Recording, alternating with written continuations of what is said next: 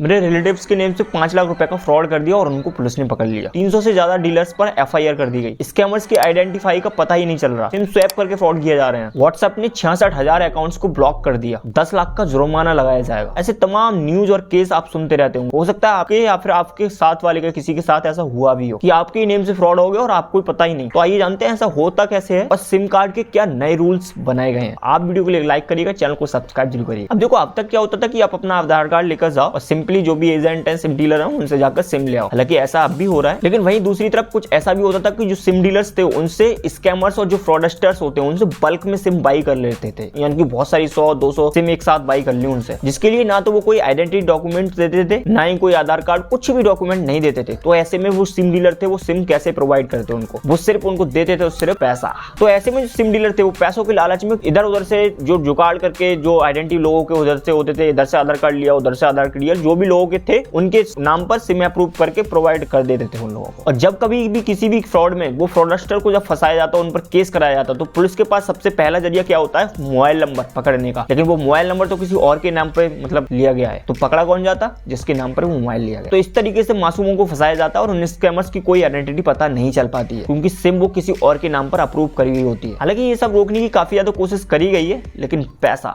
सब कुछ होता है। तो देखिए, अब सिम कार्ड के लिए कुछ नए रूल बनाए गए हैं। उस रूल के अंडर आता है कि जो भी सिम डीलर है उनको सभी को पुलिस वेरिफिकेशन कराना होगा अपना। कोई भी SIM dealer without valid ID के कोई भी सिम प्रोवाइड नहीं कर सकता किसी को भी। और सबसे बड़ी बात कि बल्क में सिम देना अलाउड नहीं है। अब अगर कोई कॉर्पोरेट है या फिर कोई बिजनेस वाला है वो बल्क में सिम लेते हैं, तो उस कॉर्पोरेट का वेरिफिकेशन करना होगा सिम डीलर को। लेकिन वही है ना कि मतलब उल्लंघन तो हर जगह होता है, तो अगर ऐसा उल्लंघन हुआ तो 10 लाख रुपए तक का जुर्माना लिया जाएगा। हालांकि पुलिस वेरिफिकेशन का जो टाइम है वो पर्याप्त समय दिया जाएगा सभी सिम डीलर को, तो आराम से करा सकते हैं। इससे ऐसा मानना है कि जो फ्रॉड रोकने में काफी ज्यादा मदद लगेगी और स्कैमर्स को एक्चुअल स्कैमर्स कौन है, एक्चुअल फ्रॉडस्टर कौन है, उसको पकड़ने में काफी ज्यादा हेल्प होगी। आपको बता दूं कि व्हाट्सएप ने इलीगल नंबर एक्टिविटीज के चलते 66,000 अकाउंट को ब्लॉक कर दिया और सरकार ने तो 52 लाख कनेक्शंस को ब्लॉक लिस्ट कर दिया, यानी कि बंद कर दिया बिल्कुल। और साथ ही साथ 67,000 सिम डीलर जो थे उनको ब्लैक लिस्टेड कर दिया। तो जो भी सिम डीलर ऐसे हैं जिन्होंने पुलिस वेरिफिकेशन नहीं करवाया अपना, वो सिम डीलर अपना पुलिस वेरिफिकेशन जल्द से जल्द करा ले। दूसरा सिम कार्ड रूल जो बनाया गया है वो है सिम स्वैपिंग का और पोर्ट जो कराते हैं लोग उसके लिए। सिम स्वैपिंग के फ्रॉड बहुत ज्यादा बढ़ गए थे। सिम स्वैपिंग के फ्रॉड कुछ ऐसे होते हैं कि आपकी जो सिम है वो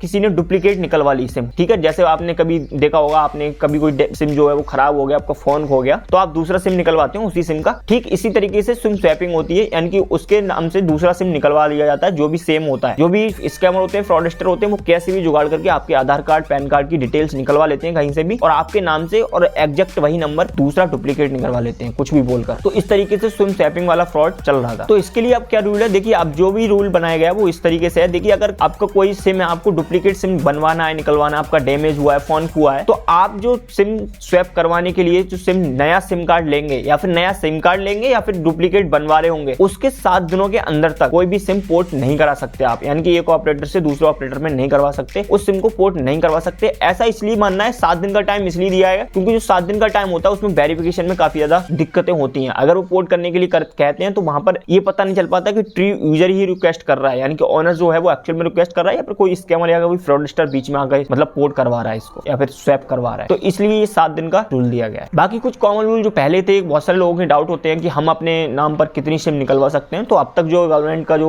रूल है वो 9 सिम तक आप निकलवा सकते हैं एक नाम पर, एक आइडेंटिटी कार्ड पर मतलब। और एक न्यूज ये भी निकल कर आ रही है कि ट्राई है उसने रिकमेंड किया है कि जो ओरिजिनल नेम है, यानी कि जो आइडेंटिटी दी थी सिम को लेते टाइम, वो नेम आपका शो होगा जब भी आप किसी को कॉल कर रहे होंगे। जैसे अभी ट्रूकॉलर पे जो नेम शो होता है ना, वैसे ही आपका ओरिजिनल नेम शो होगा जब भी आप किसी को कॉल करेंगे। हालांकि इस चीज को बहुत सारे लोगों ने डिनाई भी करा है कि इससे प्राइवेसी को खतरा है, कि इससे ये खतरा है वो खतरा है, लेकिन कहीं ये भी न्यूज निकल कर आ रही है कि ये ऐप लॉन्च कर दिया गया है, उसके जरिए आप मतलब ये सारी चीजें शो होंगी। तो कितना सच्चाई है, कितना कुछ होता है वो तो अब देखने वाली बात है। फिलहाल ये रिकमेंडेशन में ही चल रहा है। तो ये सब रूल थे और ये सब तरीके से फ्रॉड करे जा रहे हैं। तो जो भी सिम डीलर्स हैं वो बहुत ज्यादा ध्यान रख के कोई भी सिम भाई ऐसा मत बेचना, आप बहुत ज्यादा खतरे में पड़ सकते हैं आप, क्योंकि अब तक ऐसा चल रहा था। मेरे जो जानने वाले हैं उनके साथ खुद ऐसा हुआ है, उनके सिम स्वैप कर दिया गया, उनके नाम से सिम निकाल लिया गया और उससे फ्रॉड कर दिया गया। उस फ्रॉडर ने 5 लाख रुपए का मतलब फ्रॉड कर दिया और उसके ऊपर जब मतलब केस करा गया तो वो उनको घर आकर पुलिस, गुड़गांव की पुलिस थी, उनको आकर पकड़ कर ले गई थी। तो भाई सावधान रहें, सतर्क रहें। तो आई होप ये वीडियो आपको हेल्पफुल हुई होगी, ये रूल्स आपको पता होना चाहिए। तो इसी के साथ मिलते हैं नई वीडियो में नए टॉपिक के साथ, तब तक के लिए बाय बाय।